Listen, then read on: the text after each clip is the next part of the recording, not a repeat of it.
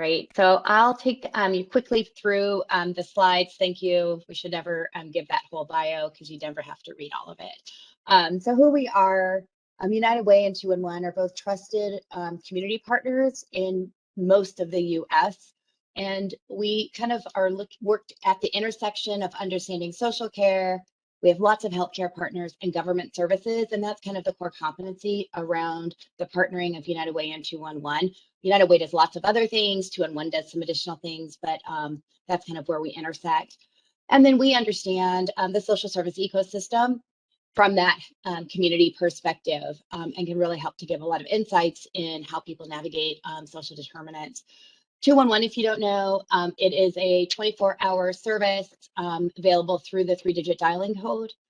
Some phones do not have the 3-digit dialing code enabled because of the phone provider, but there is a 10-digit number as well. But most people can access it by dialing 211, just like they would 911, or this summer 988 will be launch, and we are partnering there as well. And then we follow national standards and processes. I'm not going to go into that to get us going on in the conversation, but it is more than just somebody answering a call and kind of looking up a phone book. Really, part of the process is curating a pretty deep directory of services and maintaining that.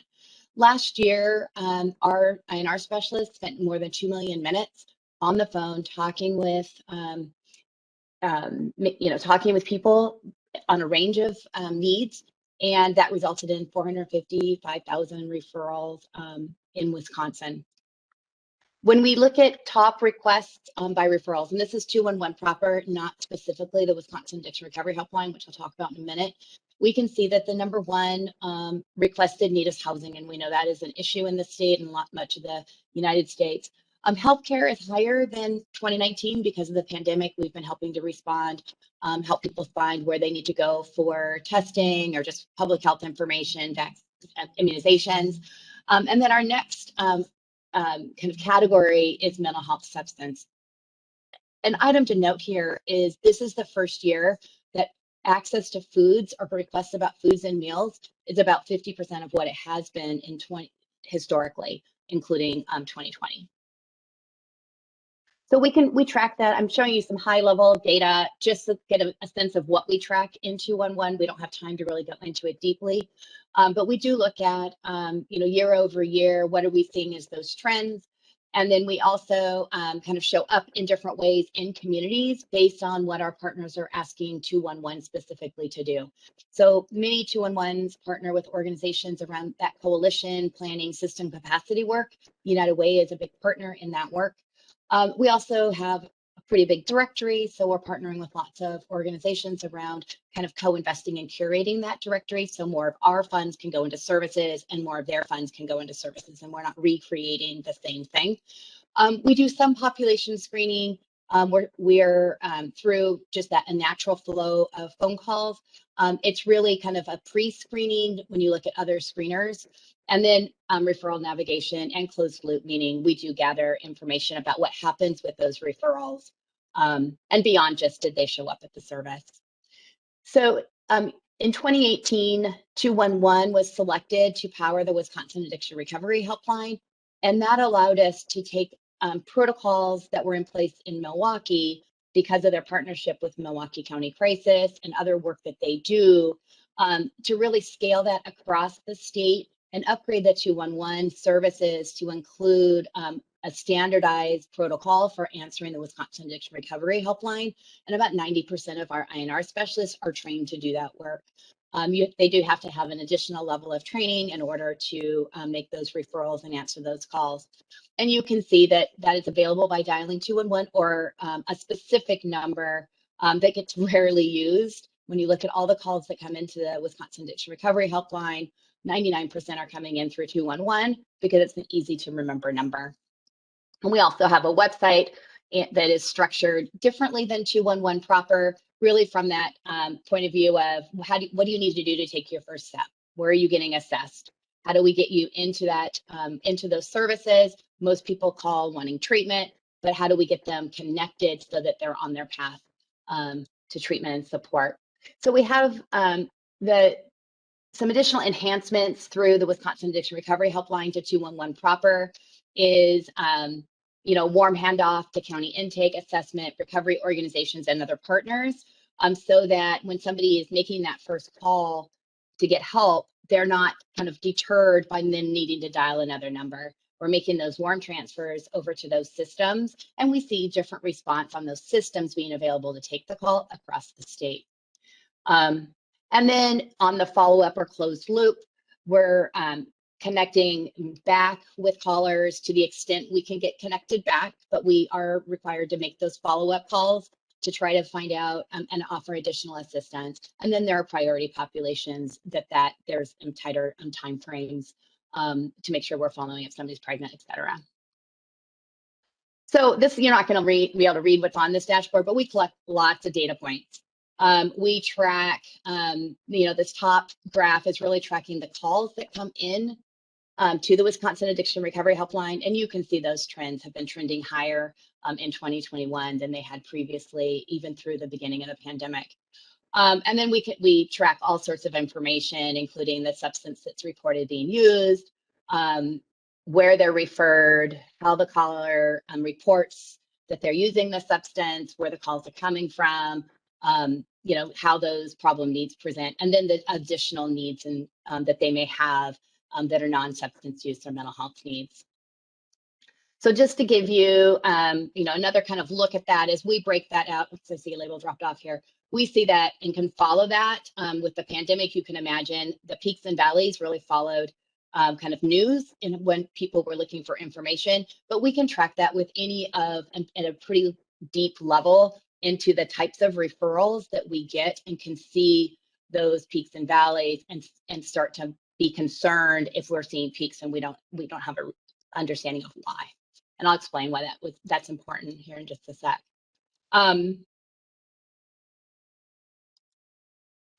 So just to give you an example, at the beginning of the pandemic, we were called into the State Emergency Operations Center in those first few weeks to help just with public information. 211 was being used for people to call everything from unemployment to, what's the latest? What does the governor's message mean? What does, whatever. They couldn't get food originally. And we track that information. We were hearing anecdotally the concern of the rise in visits to emergency rooms for opioid use. And we were interested because in our trends, and this is 2020, January to that would have been March, mid-March, April, we weren't really seeing a significant change in what we were experiencing at 211. We look at this category as mental health substance use together. And so hearing the anecdotal, we wanted to understand and dove a little bit deeper into the data.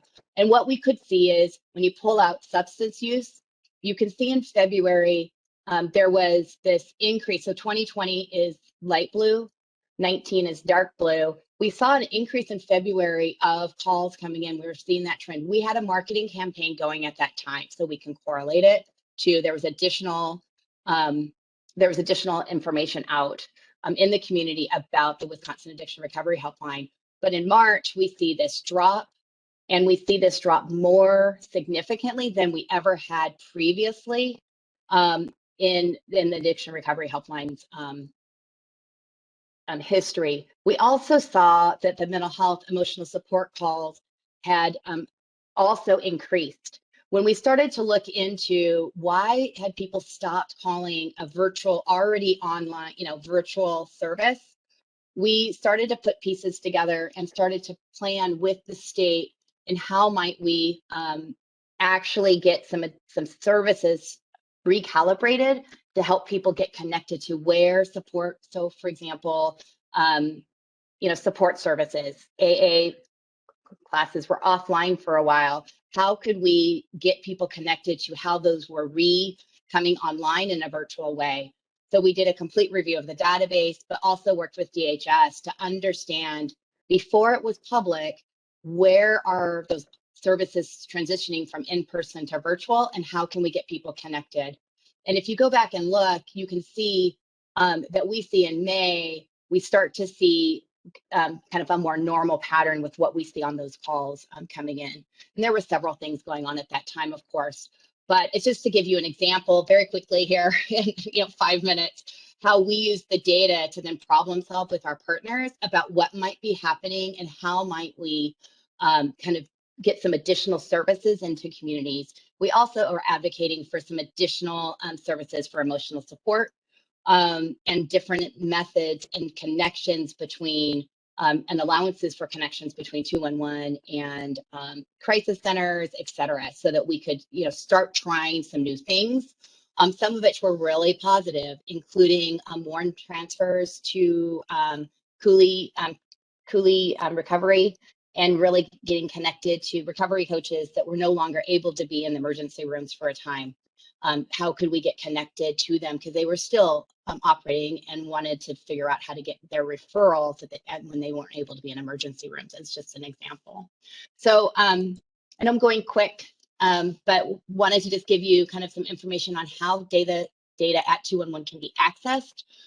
First of all, from services, it's free to call 211. Most of our calls come from the public, but we do have an increasing number of calls coming from professionals, including doctors and other paraprofessionals as well, and friends and family members wanting to understand where services are and help navigating where there might be services when they're having some difficulty wondering what's available. And you can certainly use the website. And then we also are integrating the directory into several other kind of applications. We have some partnerships going with Epic and such to get the directory in with some of the health systems that are certainly here in the Dane County area. And then screening and referral. We do have a high-level dashboard that gives you a sense of kind of those large buckets of problem needs, and that's accessible at 211 Counts.